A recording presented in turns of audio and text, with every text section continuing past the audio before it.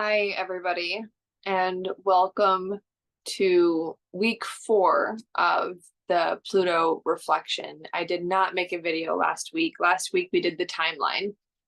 So at this point, if you're watching this video and you're kind of doing the review of power struggles, so this video is timed with Capricorn's move, or with Pluto's move from Capricorn to Aquarius.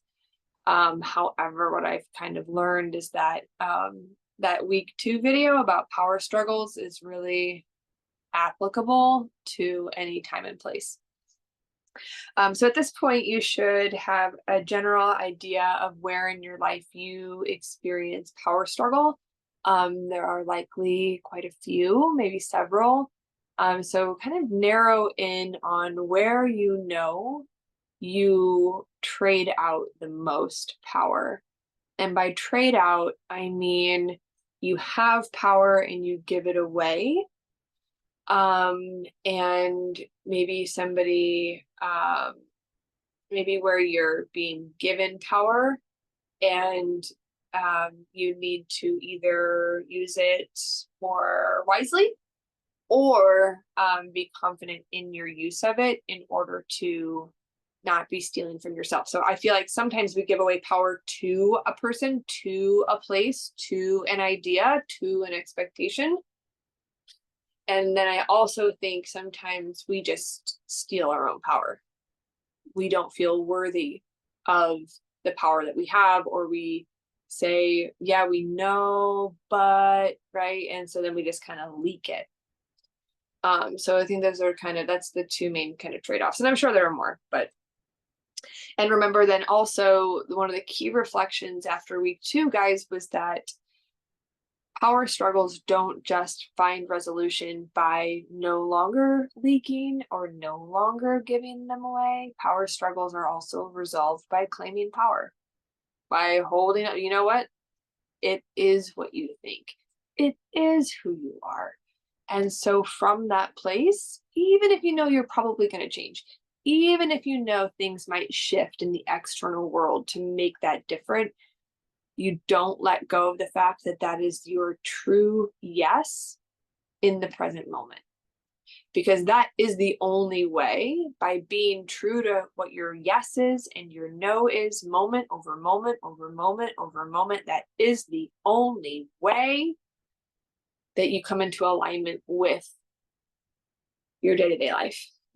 And it's that alignment that is going to ultimately make those shifts and changes in the external world, A, make sense when they happen, B, not feel so threatening if and when they happen, and C, they are going to be the right shifts for you.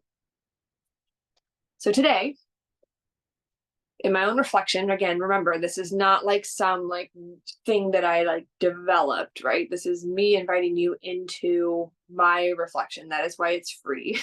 Because I'm I'm doing this as we go. I have actually inquired of what are the power struggle placements, so using the houses of the zodiac.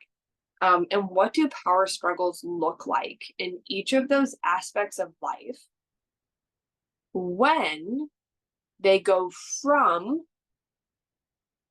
structure, authority, Capricornian things like that, to the collective, the inventive, the more Aquarian things. And the reason why I'm going to do this reflection this way this week is because for me, it is immediately healing to consider the thing I want to reclaim or let go of the most from its old way of showing up in my life to the new way I work with it. I think there's a lot of power in that. So I'm going to get my questions. We're going to go roll through this. Get your notebook. If you haven't moved already, move. I think I'm going to pause this. Ba-dum, ba-dum, bum, bum. Yeah, pause.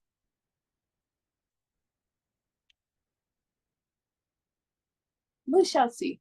Hopefully this does not mess up. Hey, it worked. All right, you guys ready? Oh yeah. So if you haven't moved, like I said, move. I'm just gonna ask that this little video be protected, that you be blessed in your reflection. And may the smoke detector not go off. We have a aromatherapist here at Ohm. Well, pending, but she's amazing. She brought me this little gift. It is homemade lavender infused oil, and it actually has organic olive oil in it. And I'm telling you guys, when I'm like super old and gray, if I look like a person who's been putting olive oil on their face for decades, I'm fine with that. Whatever that is, whatever that is like. All right, are you ready? All right, full disclosure, I work with ChatGPT with the questions I want to ask myself until I find the right combination of prompts. This is my first time reading these. All right, so if your power struggle is in the first house of identity, of self, and personal approach, your shift is going to be from valuing discipline, responsibility, and external authority. So for me, it's going to be shifting from I have to eat this way, to look this way. I need to look this way, to feel this way, right? Things that society has told us, things that we might be hard on ourselves about regarding like responsibility and your ability to like be that person. It's going to shift from discipline, responsibility, and external validation to an embrace of your own individuality. It's going to be shifting from the way the world tells you to be to unconventional self-expression. It's going to be shifting from needing to be a certain way to authenticity. So instead of focusing on others' expectation, you're going to have an urge to express your uniqueness. So if that is you, if you feel like your biggest power struggle has been in your image or your personal approach to life, yourself, how does it feel to consider your most authentic expression? How does it feel to embrace individuality? Like, what will you do differently if you close your eyes and imagine yourself in 6 months? What are you wearing? What are you drinking? How are you carrying yourself? Because you are embracing your individuality.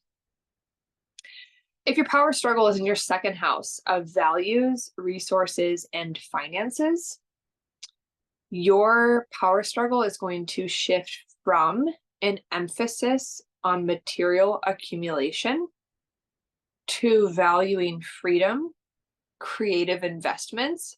I know a yoga studio you can invest in, by the way, if you're interested. And shared resources. So you're going to be moving from mind, security, material accumulation to valuing freedom, innovation, and shared resources. This might look like exploring cryptocurrency, new income streams, or collective economic models, like the studio. If your power struggle is in the third house, your house of communication, learning, local community, day-to-day living, your power struggle is going to shift from traditional rule-based structures to a more progressive or forward-thinking idea. So there's something about moving from communicating with authority to valuing more open-minded discussions, revolutionary ideas, and perhaps a focus on technology-based interactions. So that's interesting. So you're going to be shifting from the, it's like, you know what it is? It's like moving from an old, like a yellow phone book to Google. Okay. Fourth house.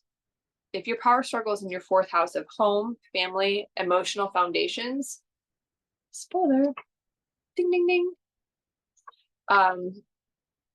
Your power struggle is going to shift from establishing a strong family structure, from your rigid traditions, to creating a home environment that values freedom, individuality, and progressive family models.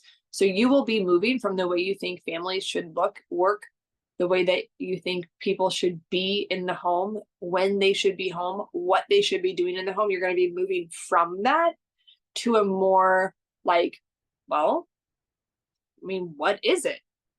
What is the home structure, and can that just be the structure and not trying to change things? You could be interested in communal living or breaking free from generational patterns.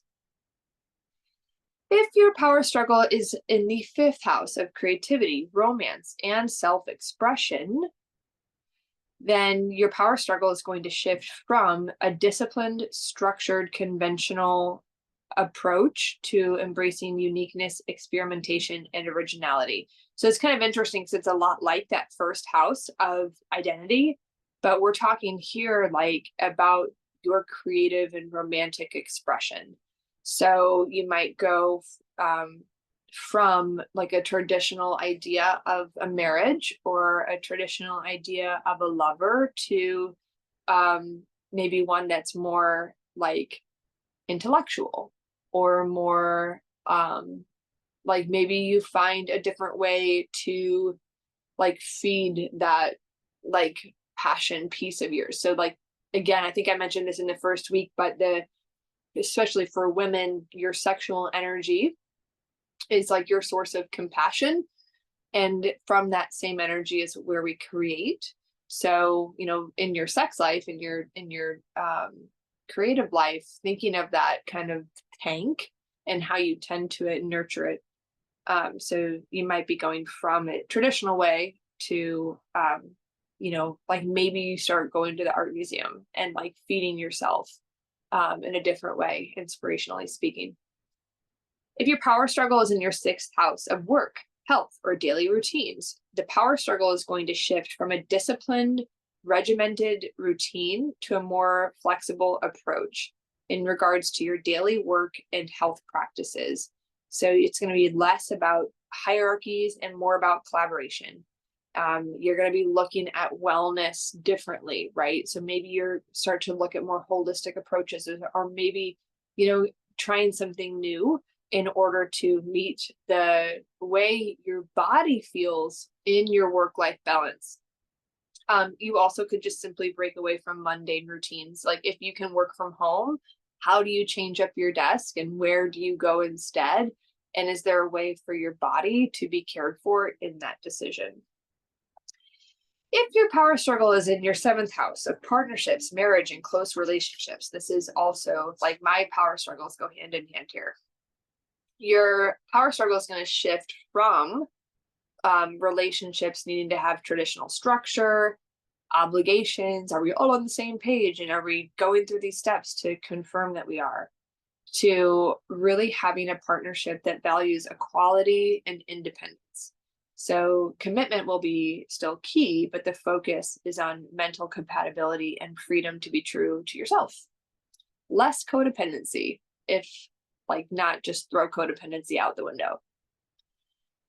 In your eighth house of shared resources, transformation, and deep connections, your power struggle will shift from power dynamics around shared resources, intimate connections, and move to more progressive and experimental forms of transformation. So you're going to be shifting from control, security, tradition to maybe a heightened interest in like taboo topics, technology, innovative ways of merging resources. This is where Capricorn is moving to for me. So Capricorn is, or God, I keep doing that. Pluto's moving to Aquarius for me. And especially in regards to the studio and getting people invested in their, whether it's financial investment or like their creative gifts or using the space or just being a part of the community, trusting it will all work out. It makes a lot of sense to me that Pluto's moving from this like traditional way of like, this is how you collect money from people to how do we make this a collective, collaborative environment that's profitable, that works, that sustains itself, that's resourceful, that's supportive, right? Like I say all the time that the studio, like the pricing is even supposed to be restorative because it's not supposed to be like what you get somewhere else. Like it's supposed to feel good. All right. Blah, blah, blah. Ninth house. If your power struggle is in your ninth house of belief systems, philosophy, and travel, your power struggle would move from valuing, again, structured belief systems, dogmas, traditional education, to exploring unconventional ideas, diverse worldviews, and favoring humanitarian ideals. Traveling could include connecting with like-minded communities and exploring off the beaten paths. 10th house of career, public image, and authority is a move from your public image and career path will shift from being built on ambition, traditional roles, climbing to the top, to being a more progressive or socially conscious approach. Careers are redefined in favor of humanitarian work, technology, and breaking free from social expectations. I don't know about you, but that feels relieving. It feels relieving that there's probably some really creative people under planetary influences who are going to move from their personal ambition to, like imagine Taylor Swift completely pivoting and just like helping rebuild society, because so far Capricorn has been, or gosh, Pluto has been in Capricorn, and this building of ambition, I don't know where Taylor Swift's placement is, but this idea that we're going to experience people who shift their focus from their own personal ambition to the collective, God help us all, thoughts and prayers. That'd be amazing to see something change in the world. The 11th house of community, friendships, and aspirations. So moving, your power struggle would change from having a like goal-oriented groups with like a set structure. This is the theme. If you've picked up on it now, like it's gonna, your power struggle will transform from needing something to look and sound a certain way, feel a certain way, to be more open-minded. That's it. So we'll button that up in the end, but just, you should be seeing that pattern now for sure. The focus will shift in your 11th house to building inclusive communities, supporting social movements, and finding your tribe based on your shared ideals.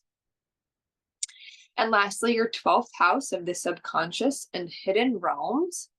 A shift here is going to go from viewing spirituality, viewing the subconscious realm through discipline, structure, isolation, to exploring your spirituality through collective consciousness and futuristic ideals. Insert me. That is, literally, that is how I am, how I've always been.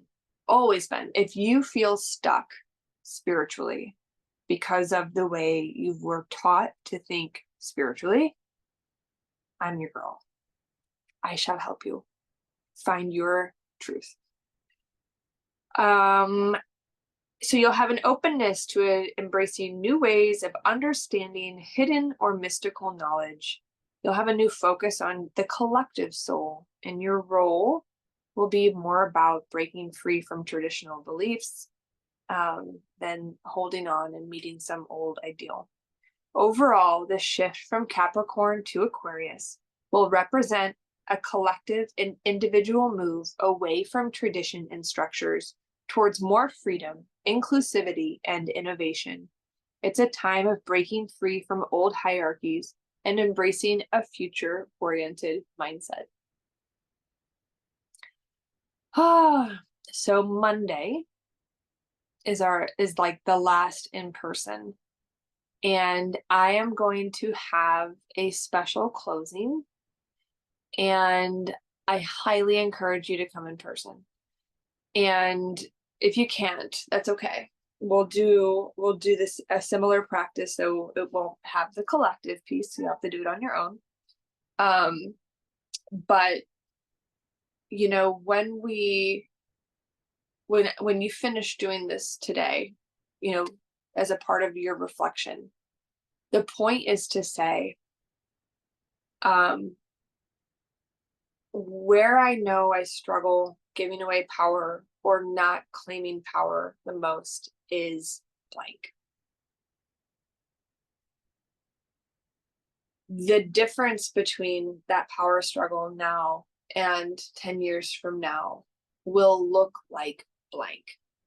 So we just went through each of these areas of life and how your power struggle will transform from structure and discipline and rigidity to open-minded, collective, authentic, expressive. I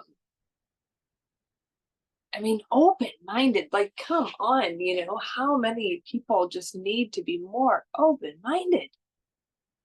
So let yourself really sit with, like, and this is what it's like for me. You know, you close your eyes and you sit and you imagine yourself being really open. And you'll get a little glimpse. And for me, what will happen is I'll feel like, but something will tense up. No. If that happens, then I'll have to do all these things. And then you just stop. That's your power struggle. And that's where I want you to come to Monday with what freaks you out known, what maybe you'll know what you have to let go of, right? Your definition of this, the expectation of that. Like maybe you know that, but maybe you just know how it feels to consider no longer having that power struggle because you are more authentic, because you're more self-expressive, because you're more open-minded, because you're letting something new show up. And I think just know where that is in your body so that you can breathe into it and trust that your body and your breath, because remember, the mind-body connection starts with body. That's the outermost layer. And then the thirdmost layer is the mind. And in between that is the breath. So you can have body, breath, body, breath, body, breath be an effective tool, letting, you know, if you know where something is in your body, you can basically commit to any time you touch that part of the body, when you breathe into that part of the body, when you move that part of the body, that can be prayer. Without the mind. And then you get to that thirdmost layer, which is the mind, and the mind-body connection is brought to you via the breath. So then with practice, you're able to play with that a little bit more. But this video is getting long. I have so much to do. Listen, this is the end. Pluto is moving into Aquarius. It had one huge moment this week. If you are following the astrology, you know that the sun squared Pluto as it's exiting, which is like basically, well, go listen to Channy. Let an astrologer tell you about that. But yeah, we're moving and changing, people. We are moving and changing. Love you guys so much. Talk to you later.